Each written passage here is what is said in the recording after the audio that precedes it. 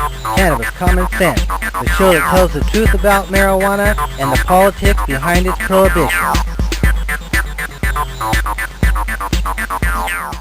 Hello and welcome to another exciting edition of Cannabis Common Sense. We have a great show for you tonight. We have Dr. David Knox, who's been helping with many patients across the Northwest with medical marijuana. Eric Llewellyn is here as a co-host. Hey, Eric. Hey, Paul. And then standing by in the wings, Mr. John Cornett is ready to play us a couple of songs. Hey, John. Hey, Paul. How you doing? Very well, very well. It's okay. I'm that guy you can't see. We have a lot of hemp news tonight, a lot of medical stories and studies to go over.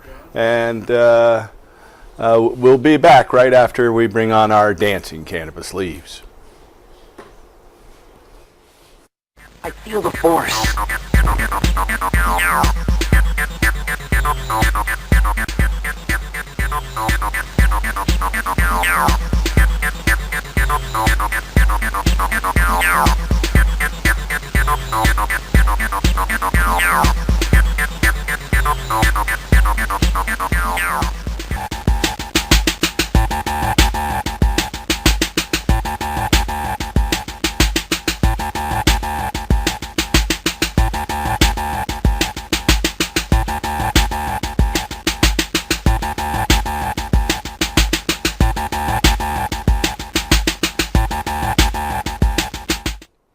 Okay, our first story tonight is from Augusta, Maine.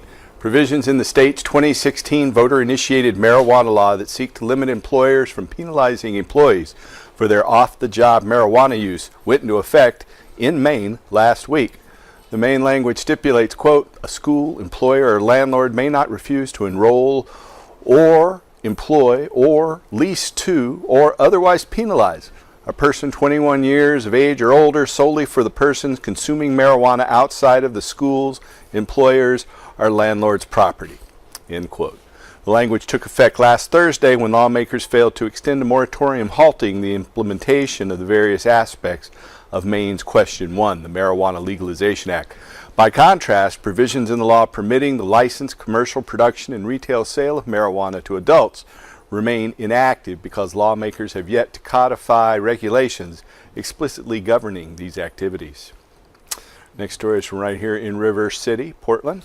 In the months since Attorney General Jeff Sessions rescinded the Justice Department's guidelines that discourage prosecution of state legal marijuana merchants, only one U.S. attorney in the United States, Oregon's Billy Williams, has publicly suggested he might respond by enforcing the federal ban on cannabis more aggressively. But judging from a meeting Williams held last Friday here in Portland, he has no plans to target the state-licensed cannabis businesses that openly commit federal felonies every day.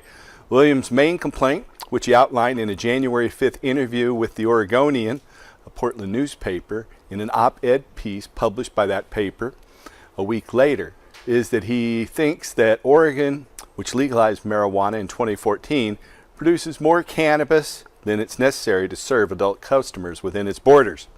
However, Williams' attitude was collaborative rather than antagonistic.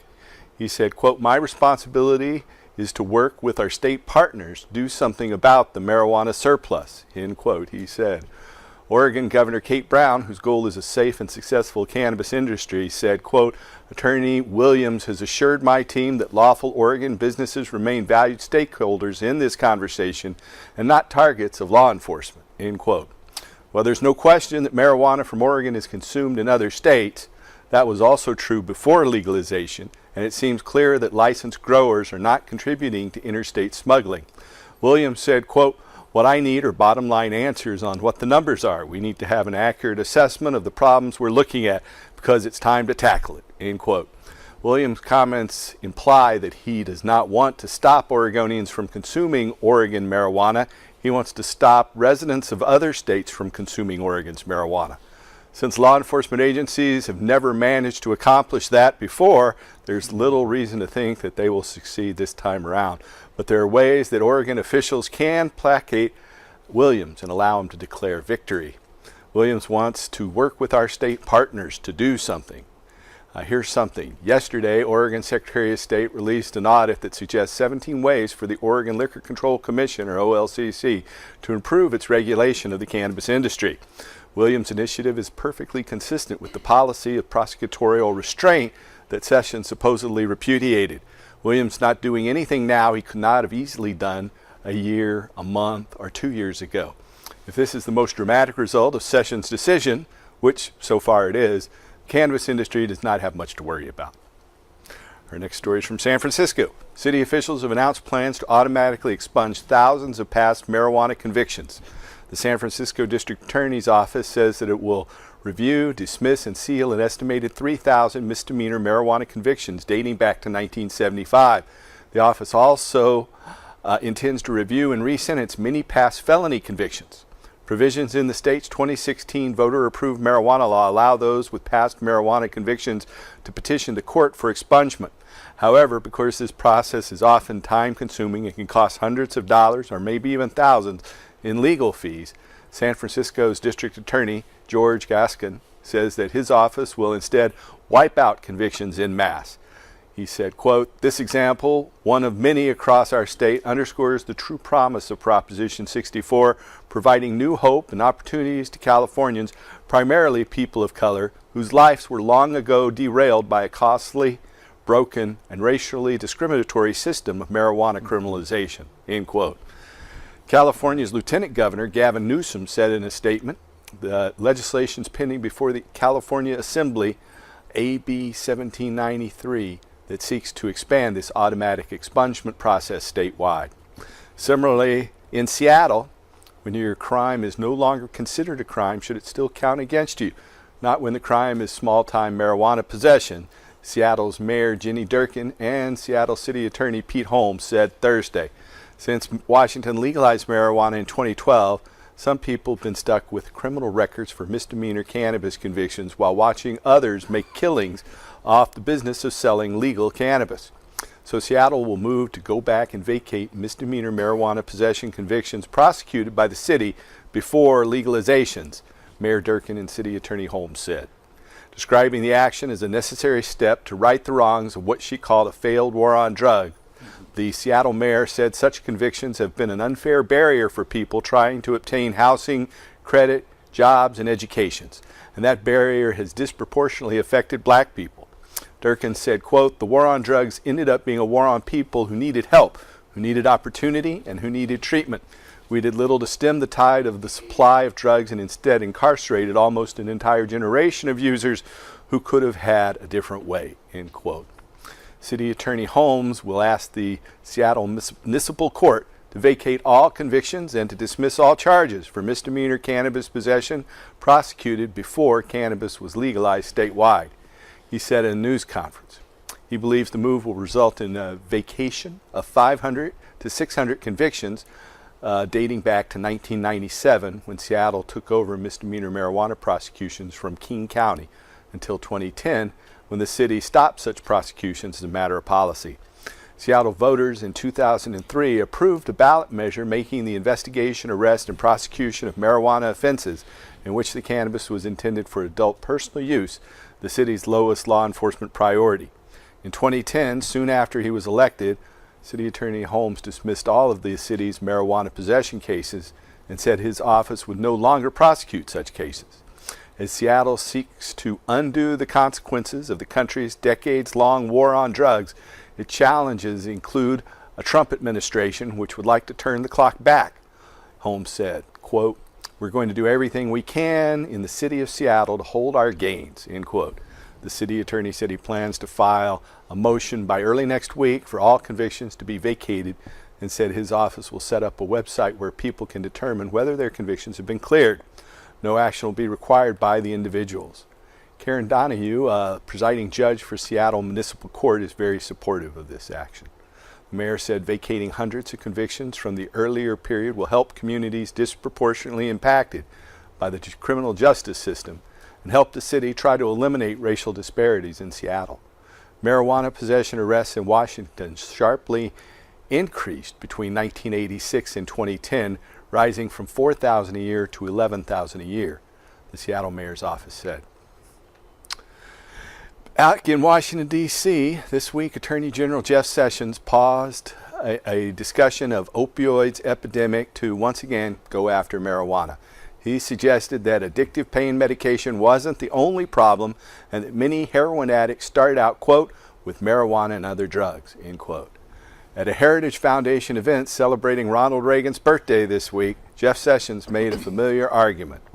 Quote, Sessions said, quote, easy access to marijuana is helping fuel the opioid epidemic. The Drug Enforcement Agency says that the vast majority of heroin addiction starts with prescription painkillers, but we think a lot of it starting with marijuana, end quote, Sessions said. Accordingly, last month, Sessions rescinded the Obama-era guidance to deprioritize prosecuting dispensaries in states that had legalized marijuana. But a growing body of evidence suggests that legal access to medical marijuana could in fact help reduce overdose deaths. The latest study, published by the RAND Corporation just this week, and of which we will examine a bit more in a moment, found that states that allowed liberal access to marijuana through legally protected dispensaries saw reduced deaths from opioid overdoses. States that legalized the drug but didn't allow dispensaries didn't see the same pattern. There's a relationship between cannabis and opioids, but Mr. Sessions has it backward. Marijuana isn't a gateway to opioid addiction. It's a safer alternative to pain medicines. Mr. Sessions' vow to crack down on marijuana will only make the opioid epidemic worse. There's also evidence that marijuana can blunt cravings in individuals with opioid dependence following a period of abstinence.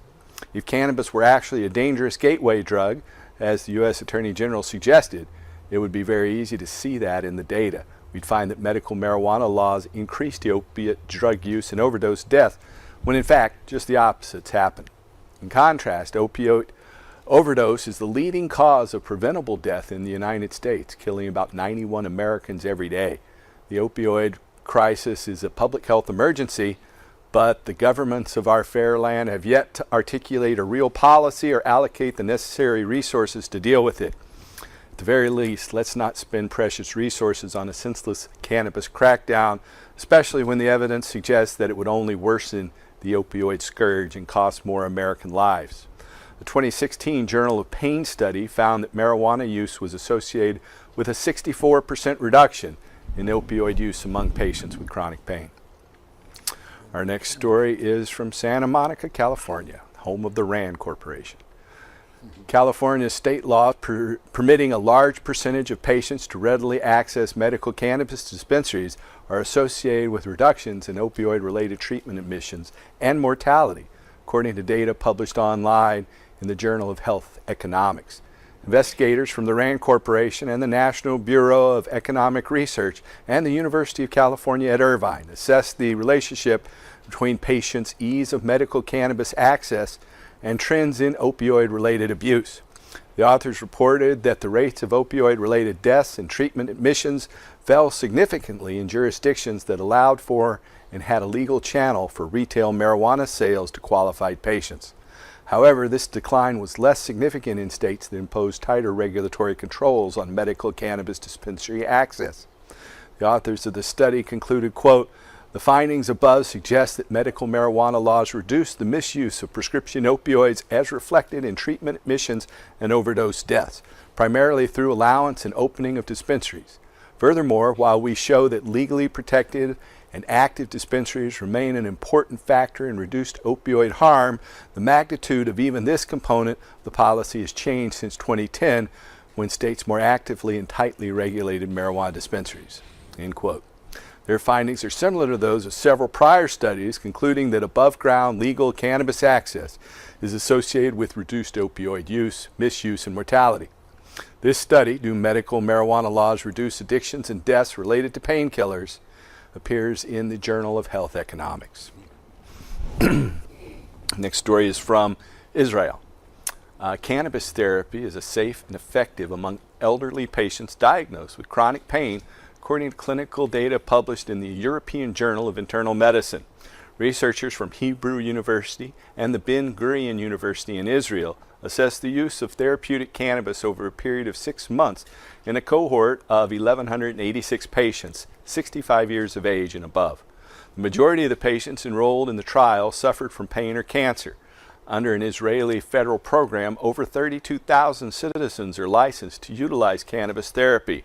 The researchers reported, quote, after 6 months of treatment, 93.7% of the respondents reported improvements in their condition, and reported pain level was reduced from a median of 8 on a scale of 0 to 10 to a median of 4. The majority of the respondents also reported a significant improvement in their overall quality of life. Furthermore, over 18% of the study's participants stopped using opioid analgesics or reduced their dose, a result that led investigators to conclude, quote, cannabis can decrease the use of other prescription medicines, including opioids, end quote. Numerous prior studies, such as those compiled here, similarly show that pain patients typically mitigate or eliminate their opioid use during cannabis therapy. The adverse effects most commonly reported by participants were dizziness and dry mouth. The authors concluded, quote, the older population is a large and growing part of the medical cannabis users. Our study finds that the therapeutic use of cannabis is safe and efficacious in this population, end quote. This study, the epidemiological characteristics, safety, and efficacy of medical cannabis in the elderly, appears in the European Journal of Internal Medicine. Our next story is from Colorado. The long-term exposure to cannabis smoke is not associated with significant adverse effects in pulmonary function, according to an article from the journal Chronic Obstructive Pulmonary Disease. A team of investigators led by researchers at the Colorado School of Public Health assessed the relationship between marijuana use and respiratory function in a cohort of 2,300 subjects ages 40 to 80, many of whom were also tobacco smokers. The authors reported, quote, neither current nor former marijuana use was associated with increased risk of cough, wheeze, or chronic bronchitis when compared to never marijuana users. Current and former marijuana smokers had significantly higher forced expiratory volume, or FEV, when compared to never users. Both current and former marijuana use was associated with significantly less quantitative emphysema when compared to never users, even after adjusting for age, current tobacco smoking pack years, and body mass index. The agreement with other published studies also did not find that marijuana use was associated with more obstructive lung disease, end quote. The researchers also reported that the long-term combined use of tobacco and cannabis was not associated with any additive adverse effects on the lungs. They concluded, quote, among older adults with a history of tobacco use, marijuana use does not appear to increase risk for adverse lung function.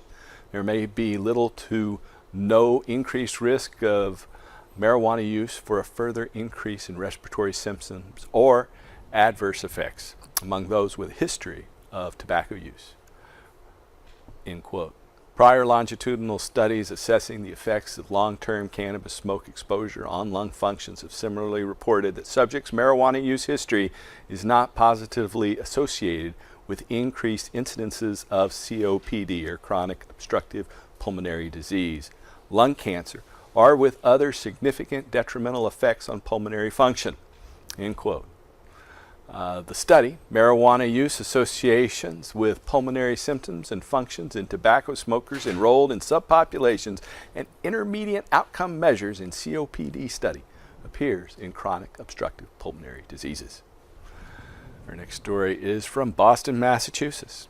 Marijuana does not negatively affect fertility rates in either men or women, according to data published in the Journal of Epidemiology and Community Health. Investigators at Boston's University School of Public Health evaluated the association between female and male use of marijuana and the probability of conception in 1,125 couples over a period of 4 years. The researchers reported that conception probabilities did not differ among couples who used cannabis versus those who did not. The study's authors concluded, quote, in this preconception cohort study, there was little overall association between female or male marijuana use and fertility. The full text of this study, Marijuana Use and Fecundability in North American Preconception Cohort Study, appears in the Journal of Epidemiology and Community Health. Our next story is from Massachusetts. Cannabis use appears to be protective against liver disease progression in subjects who frequently consume alcohol, according to data published online ahead of print in the journal Liver International. An international team of researchers from the United States and Canada assessed the relationship between cannabis use and incidences of liver disease in individuals who regularly consumed alcohol. The investigators reported, quote, among alcohol users, individuals who additionally used cannabis showed significantly lower odds of developing alcoholic steatosis or fatty liver disease, steatohepatitis, cirrhosis, and hepatocellular carcinoma, the most common type of liver cancer in adults. Our findings suggest that cannabis use is associated with reduced instances of liver disease in alcoholics, end quote. Prior studies have reported that those who use cannabis are also significantly less likely than non-users to be diagnosed with non-alcoholic fatty liver disease. This study, cannabis use is associated with reduced prevalence of progressive stages of alcoholic liver disease, appears in Liver International. And that is the end of our lengthy hemp news segment, and a lot of medical news there. And we'll be back in a moment to discuss some of that with Dr. David Knox. And standing by in the wings, Mr. John Cornett's ready to play some music. Yes, sir. I'm here. Hey, I got a song for you that I tried a few months back, and I messed it up pretty bad because I didn't work on it enough. This time I did, though. It's by Uwe Benton. And bless you, Louis. Uwe, excuse me. This is a beautiful song called The Roots of It, or the Cannabis Song.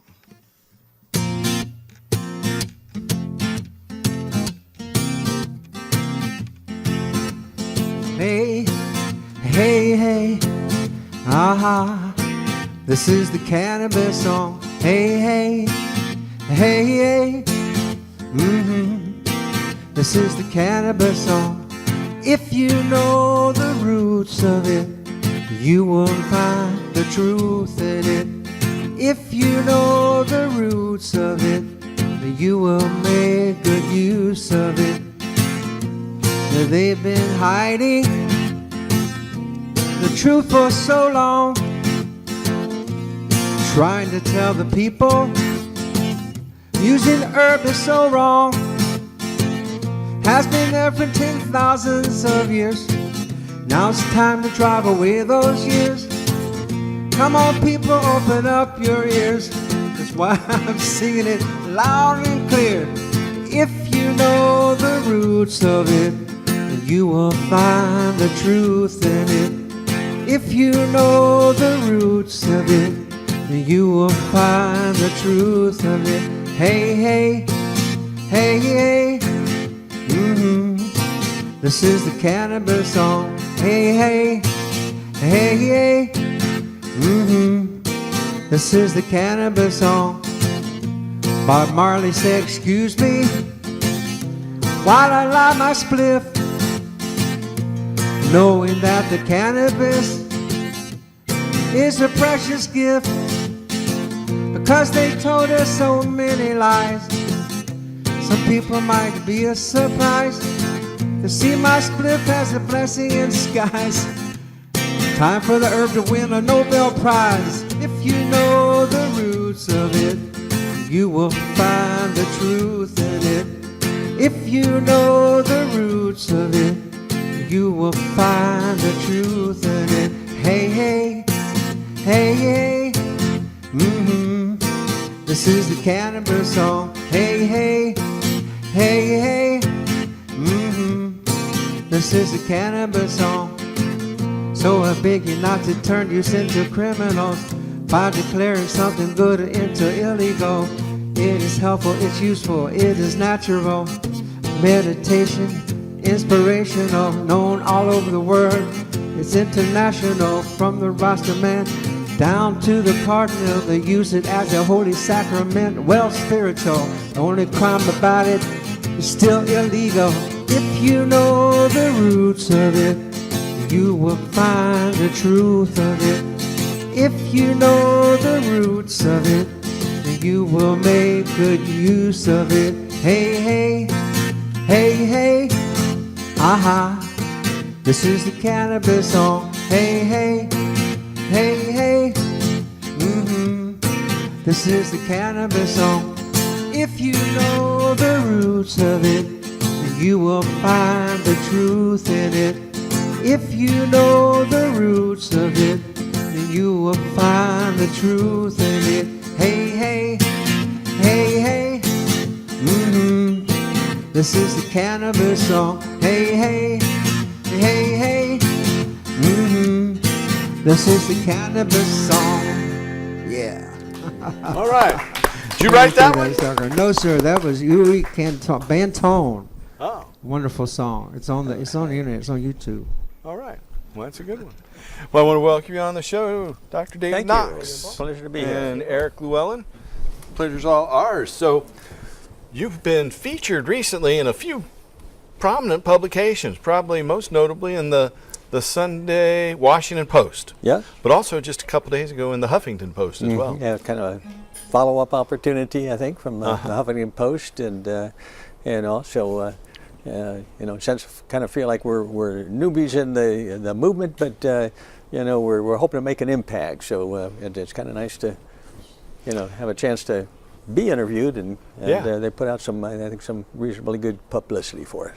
So your wife and your two daughters are also physicians or medical doctors. That's correct. And your daughters also have MBAs from as I learned from the newspaper article, a Tufts University Medical School dual MD MBA program. Absolutely. Yep. That's pretty exciting. It is. So you got to be proud of them. Oh, absolutely. And you have another son who's an attorney, right? I do. Our son's an attorney, and his wife is, a business woman who basically writes business plans for a lot of companies and things. So for cannabis-oriented businesses, yes, or others as well? Others as well, but cannabis-oriented businesses. It's a booming business, especially now in California with the opening up of adult use. So. How is it that you first came to find out about medical cannabis? Obviously, they didn't teach you about it in medical school. No, it's been, kind of the introduction, and then we just took it and ran with it, as it were, tried to learn as much as we can. And I guess I would have to say that our getting into it is all your fault. You want to tell our viewers how that happened? I mean, I've drawn in a lot of over the years, but I appreciate that. Yeah. Well, Paul really gave us the opportunity to get started in the business when we had the opportunity to basically, see patients in the clinics all over Oregon and Washington. I always say it's my wife's fault because she got into it first with you. So she drew you in. And she drew me in, eye-opening opportunity for us here. It is. A lot of people think that it's just like some kind of, the derogatory term is a mill, and that basically means that people are getting something they don't really deserve, right? A opioid mill or prescription mill. But in this case, what you found out when you came in the doors was the clientele was much more ill, had debilitating conditions than those you see in almost any other practice. What was eye-opening to me is the number of patients with incredible medical histories, major traumas, unusual diseases, saw people with porphyria, which I've never seen in 30 years in the emergency room. What is porphyria? It's kind of a hereditary metabolic problem, affects your blood, and causes a lot of chronic problems. And there's very little treatment for them, but unusual diseases, and across the board, it was just amazing to hear the stories of how much cannabis actually helped people manage their symptoms, manage the illness, and overall just gave them a higher quality of life. And I think, as we mentioned in other articles, the repeated statements from the patients was they weren't in there to get high, they were there to get the relief and the improvement in their symptoms that cannabis offered them. And that really just sold the program to us here.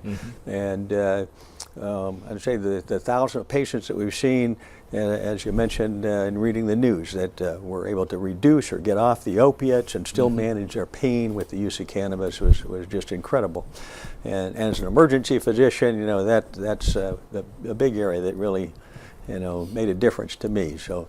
And you still practice in emergency rooms pretty do. regularly, and you're helping us out at our little clinic, which you're right in front of this banner that is turned around, and our long-term viewers know that an Israeli-Canadian oil company has come in and seized our records, and happy that your family decided to quit working with them. And I know you've also your wife and kids have a practice helping patients all over the United States, and you're coming in and seeing patients with us too. Yep.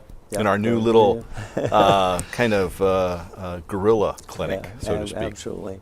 Yeah, we're still seeing patients in a number of other clinics as well as our own, but with our ability with telemedicine to do consultations, just to help counsel patients about best ways to use the cannabis, and we're not licensed in all states to be able to write their authorizations and things, but we can still consult with patients, cancer patients, seizure patients, give them the information that they need really to help them manage their problem, we tried to set in our clinics that I first started setting up about 18 years ago. Right. A very stringent set of rules that we only would allow patients to see our doctors who had valid medical records of an existing medical condition, which is not the typical actions of these prescription mills. They just write them for everything. Absolutely. So we did that primarily to protect our doctors, and I had to deal many times with the medical boards all across the country, most frequently the Washington Medical Quality Assurance Board, but also with the Oregon Medical Board, Michigan, Montana, basically every state we operated in, and that's about a dozen. We had at least one or two interactions to start out with, the local medical regulatory authorities. Well, I have to say that's one area that I appreciated, that every patient I saw, we had, good documentation of their history and, previous treatments and everything. So all that information was right there, which, made it really easy to make that evaluation for the patients. About a year ago, I asked you if you or someone in your family would be willing to go to Nebraska and testify before the Nebraska legislature and the Judiciary Committee there about a bill pending in the Nebraska legislature. And your daughter was kind enough to go back there and testify. And we just happen to have her testimony queued up and ready to play here. So we'll be back right after this video.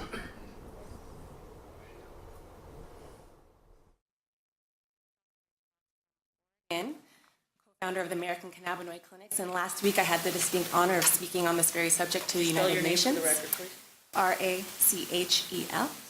RACHEL-KNOX. And I would like to thank Senator Wishart and staff for having me today. So to begin, I would like to give a very brief but high-level overview of the reason why cannabis medicine exists. And that's the body's very own endocannabinoid system. Okay? Discovered in the 1990s, we have now had decades of scientific purview that estimates that this system inside of all of our bodies is about a 600 million-year-old signaling system common to all mammals. It's an intricate network of receptors and ligands. Think of locks with fancy keyholes and the keys that work in them that work together as a powerful communication system that drives the balance in our bodies, or homeostasis, the survival of the mammalian body.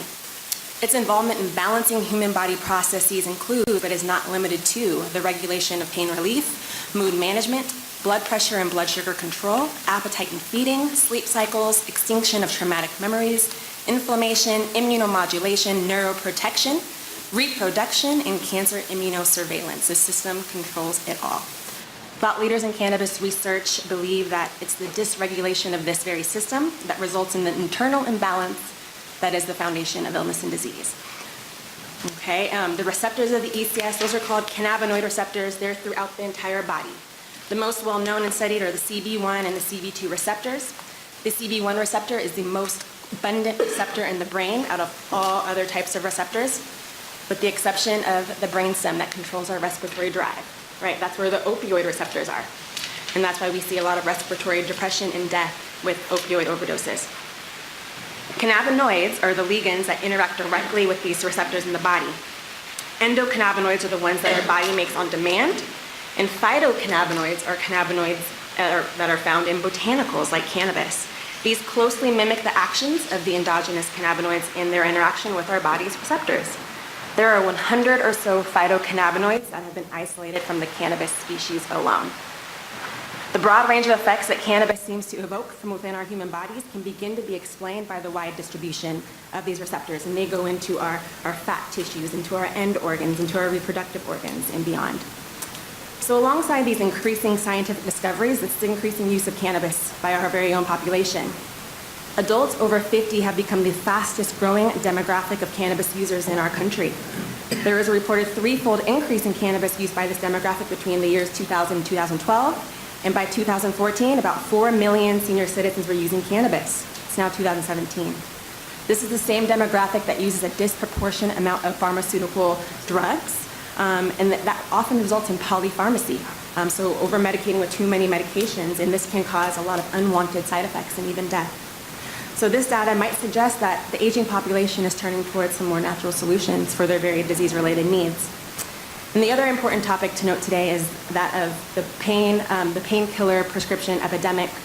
In 2015, the CDC reported that prescription opioid abuse had become an epidemic, announcing that more than 500,000 people in our country died from opiate overdose between 2000 and 2015. That's an estimated rate of 91 American deaths daily from opioid overdose.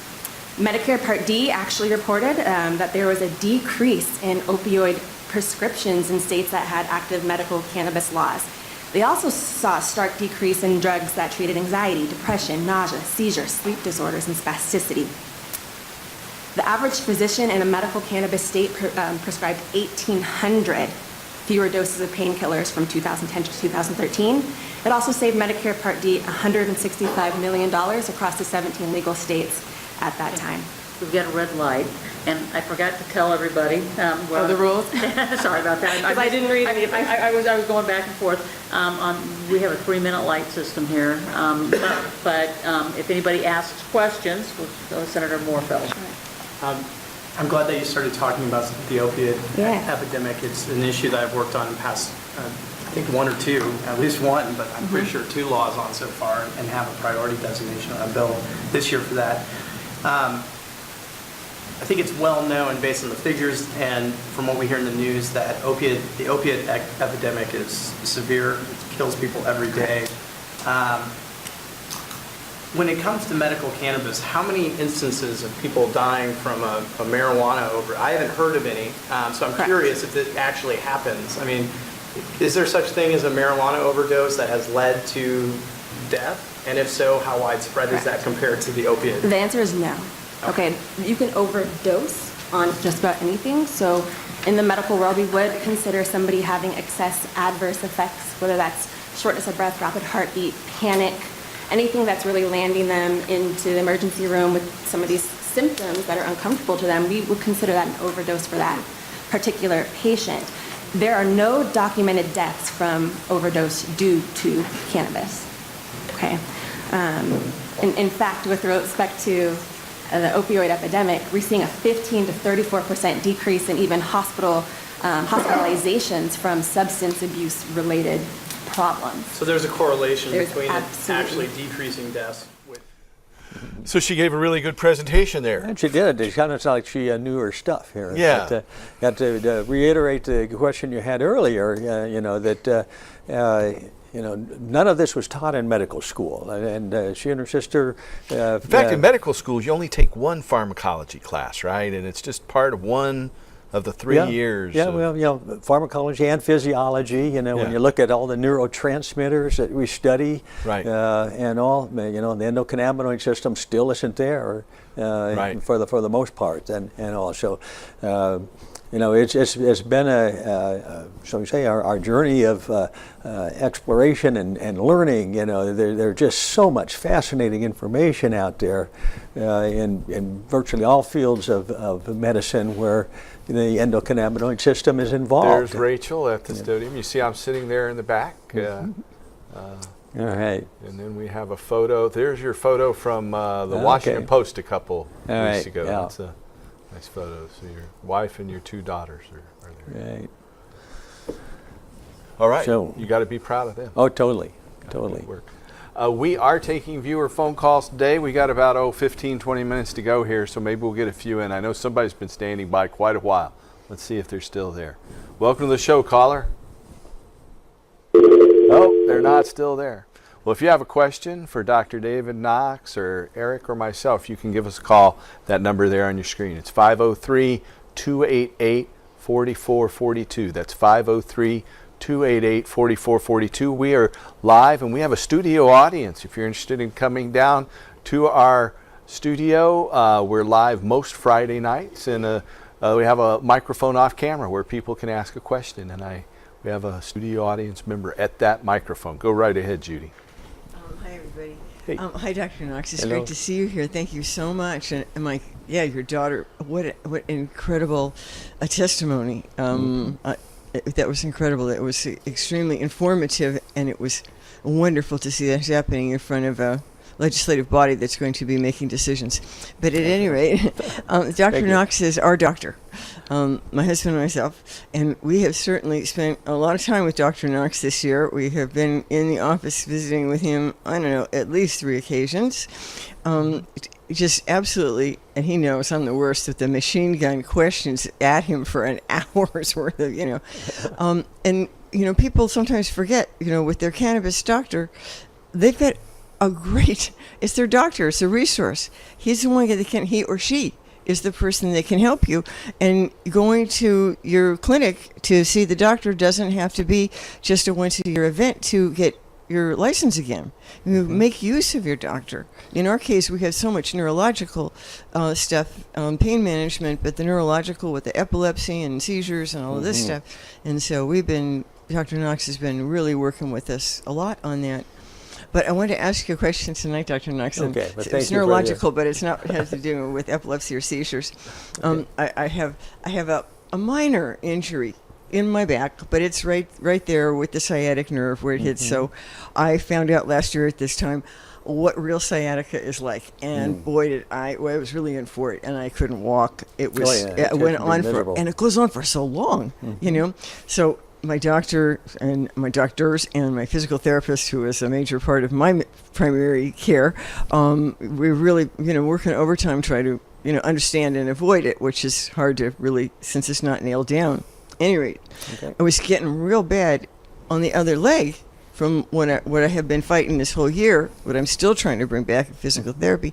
And now the other leg started getting really bad. A lot of pain and just getting ready to start the spasming. And, the pain's the least of it. If I can't walk, I can't drive, you know what I mean? Well, so, anyway, it occurred to me one night, I take my concentrate at night. And it's real high quality concentrate. It's what we make ourselves. And we've learned a lot about, what to do on that front. And, somewhere around a half a gram. And I was taking my usual stuff, which had been Medicine Woman and Hawaiian Big Bud, maybe, something like that. And I hadn't been taking a lot of my CBD, which at this point I had catatonic that I had. And I thought, well, when I get migraine, I take a massive amount of CBD because that's what knocks it down, right? Right. So instead, one night going to bed, take my big glob to go to bed on, and I took all CBD, which I never do. I just never do that. And the next day, I was so much better that I didn't remember that I had been fighting this on that side until I had been up for hours in the afternoon and doing stuff. Wow. And so I took, it's just, I couldn't believe it because it's just so miraculous to me. I mean, the news, listening to the number of medical reports, wow, it's just, it's so we had miraculous. a lot of them this week. So now I'm 4th day into it. So I've been every night. So 4th day, but today, I don't feel that great. I don't feel as good today as I did 4 days ago. And I know there's a lot to consider, but I wonder, is it something that I'm doing with the oil? I mean, there's a lot of factors, my activity levels and, all those kinds of things. But is it, because we've talked about this, Right. about how to dose and to take breaks from the oil, which I have not done since I saw you last, Yeah, which yeah. was long enough ago that you would tell me right now to take a break for a few days. Thank you. Okay. Yeah, the part of it is the nature of the beast. You know, the low backs act like that. You know, having been a sufferer myself, yet sometimes you get good days and bad days, and nothing to explain it other than the phase of the moon. You know, so that's part of it. But you know, anything that we can do that can make some improvement, you know, we're going to do that.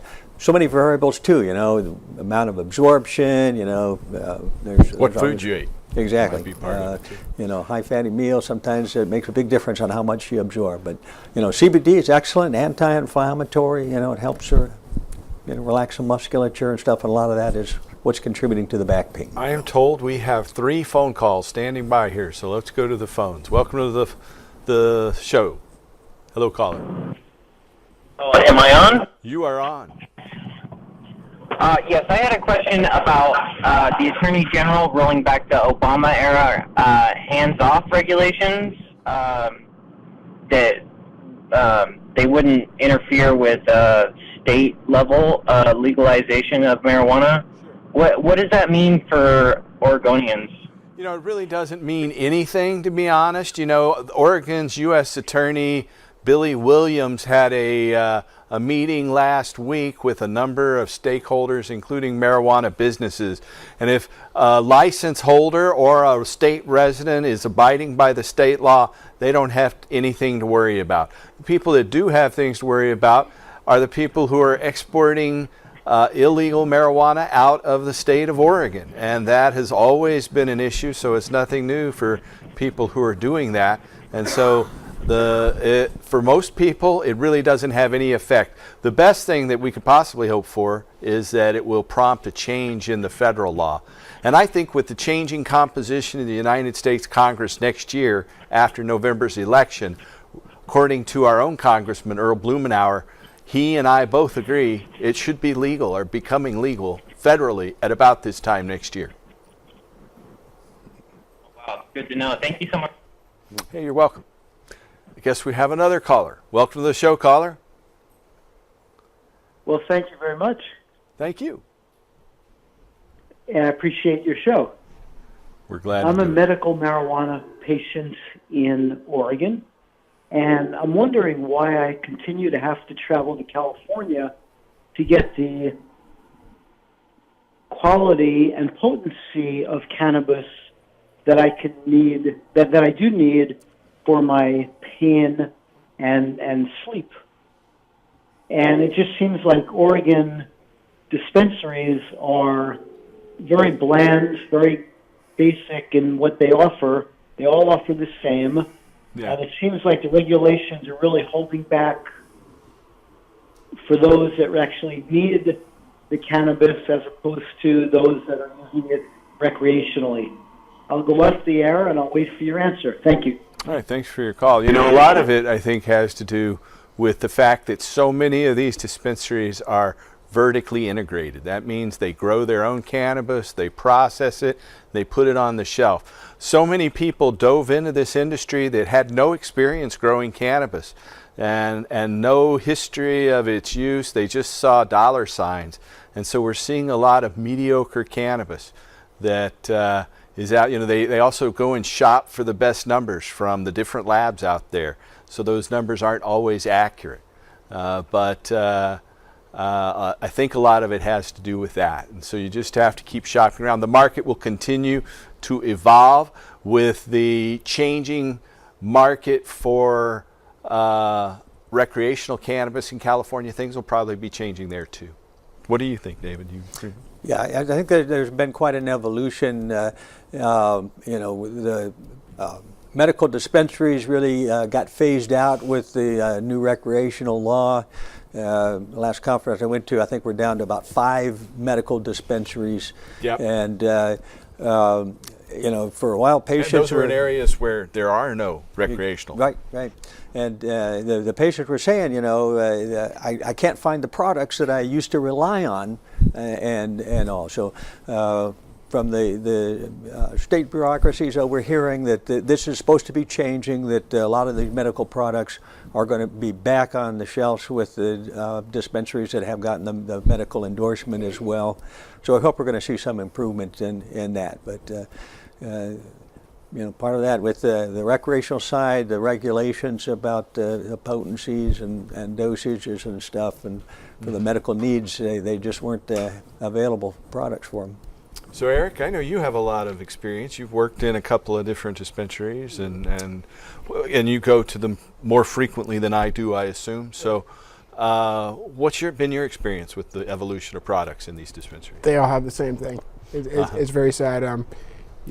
They all, like you said, they all got on the same bandwagon, and they all think they have to have the same as the next. But in reality, we all need different. So it's slowly getting up there, but it's not moving quick enough. Have you seen a change that the medical market was better? It's gotten worse? Yes, yeah. The medical market, actually, they looked out for people. Now it's all about the money. And the recreational market, which is so much larger. Yeah. Sad. So we'll see a continued evolution in this. I know a number of changes are going to be made. There's a new Oregon Cannabis Commission. Your daughter, who is just there, Rachel Knox, is what's the vice chair of it? She's the vice chair. She's a attending physician representative, on the panel, which is kind of across the industry. So she's the physician representative. So this is a new panel that was just embodied just last month, and so they haven't really had much chance to be effective yet. But I think we're going to see some changes, and we've seen a decline in total patient numbers. I know Anthony Taylor, who's on the medical commission with Rachel Knox, has said that he's going to try to see the numbers increase up to 250,000 medical patients by 2022. So that would be interesting. We keep saying that the medical market is unrealized at this point because the long-term stigma and everything. But there are so many patients that we see all the time that could benefit from cannabis, but not even been broached with any of their physicians. So we hope that we're going to see that evolution. So I think we have another phone call standing by. Let's go ahead and take that call. Welcome to the show, caller. Hello, hi. I just have a couple comments on the states' rights issues. First one is what Trump and Sessions are doing. You don't care really what anybody's doing out there. They're just all this is a maneuver to benefit big business, the pharmaceutical and alcohol industries. So that's all that is really. But the thing about, if they're deliberately lying in the campaign about states' rights, there should be some kind of campaign regulation, because that's technically fraud, and it's also actually treasonous. If they're just going to get in, turn right around, and carry out their own fascist dictatorship agenda, I mean, that's fraud and that's treason, technically. If they're going to campaign and lie about states' rights and whatever they're going to do, Well, my observation is there's never been a lot of honesty in the federal government, and now there's absolutely none. So it's just gotten a lot worse, unfortunately.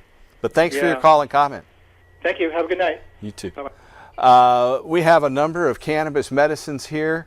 This is a Park Davis cannabis tincture. It's got about half of its contents, and this is Indian cannabis.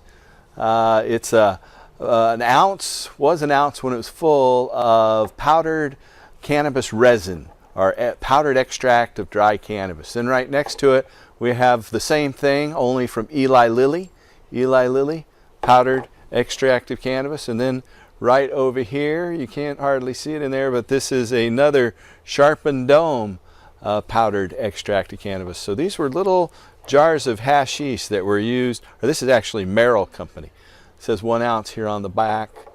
And then next to it we have this cough balsam that actually has a insert with 13 different languages on it. But you can see this was alcohol, cannabis indica, chloroform, and this stuff would really just pretty much knock you out. And here's the little bottle of it here, still with the contents in it. And here's the thing with 13 different languages on it. Right next to it, we have our hemp flame of freedom. This is hemp seed oil. This is the reason that marijuana was made illegal, folks. It's because the petrochemical, pharmaceutical, military, industrial, transnational, corporate, elite, fascist, ruling class do not want us to power our vehicles on this oil. And so this is a demonstration that this stuff will do it. And here's a little hemp fiber, hemp wick.